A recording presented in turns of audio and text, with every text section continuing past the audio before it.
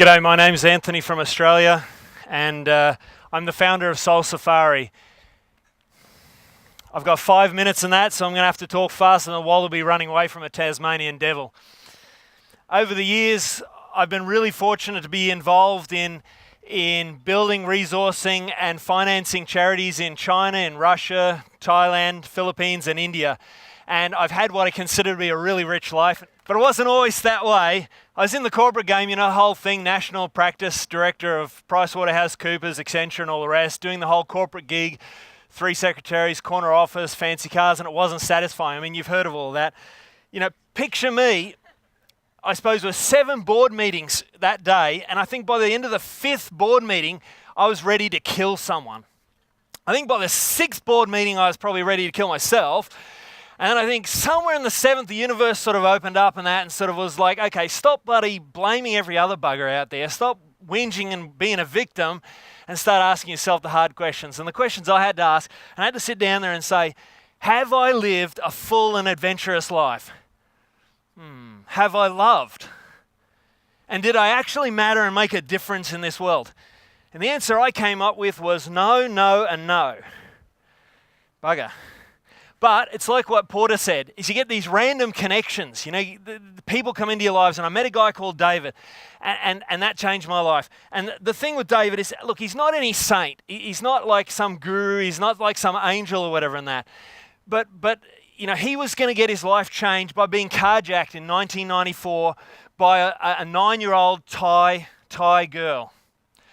He's traveling through Thailand, and the Burmese armies crossed the border. They've gone into the villages of the indigenous people and decimated everyone. Every single person was killed bar a few, and some of those people were escaping. As they escaped, they were rounded up by human traffickers. The men were sent off to slave camps. The women were sent into prostitution in Bangkok to be raped 15 times or more a day. David didn't know what was happening. As he drove straight down into the killing fields.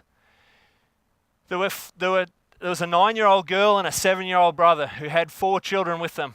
They were hiding in the bushes alone by themselves and that. They'd been without food and water for 4 days.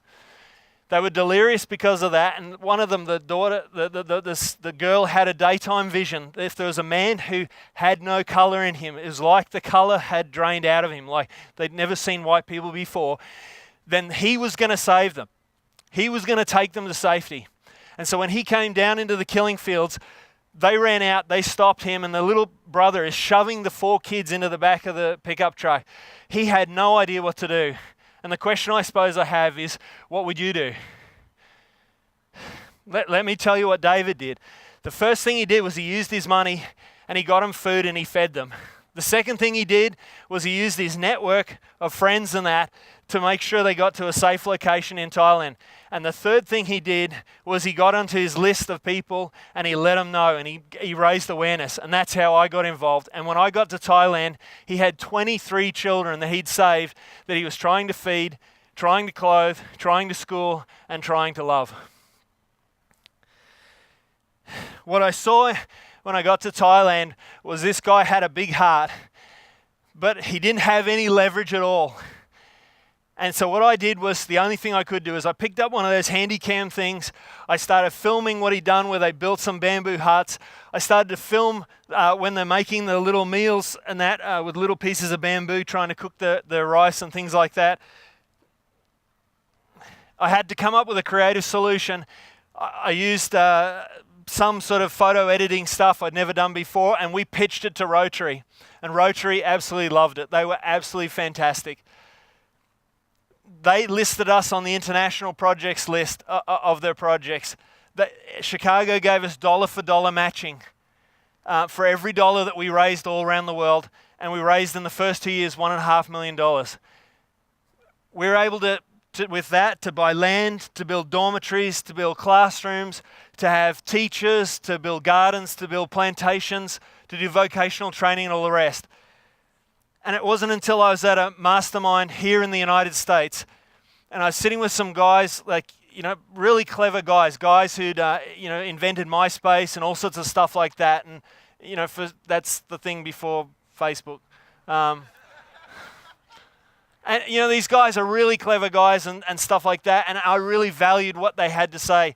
And they wanted to get involved once they found out what we're doing. And what I realized is, here's one guy, and he's rescuing 23 children. And when one other guy comes along, then we can rescue 517 children. So what would the impact be if 12 of us got together and we put all our smarts and our heart and everything that we had, and what difference and what impact could we be? So the question that we realized is, we realized that there were 5 obstacles to people doing their own soul safari. The first one is, where do I go? The second one is, who do I do with it, and who I do with it on the ground. The third one is how do I launch and complete a project in a foreign country. 4 is, how do I make sure that the money gets to the people who it needs to get to. And 5 is how do I get a tribe of like-minded people who want to come with me and make that happen. And that's what we do in Soul Safari. I don't know what your Soul Safari looks like, and if you already have one, please come and talk to me, because I'd love to talk to you and see how we can work together. And if you don't have one, I'd like to extend an invitation to you guys.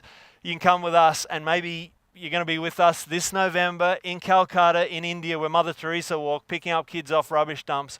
Now, my name's Anthony from Australia. Thank you.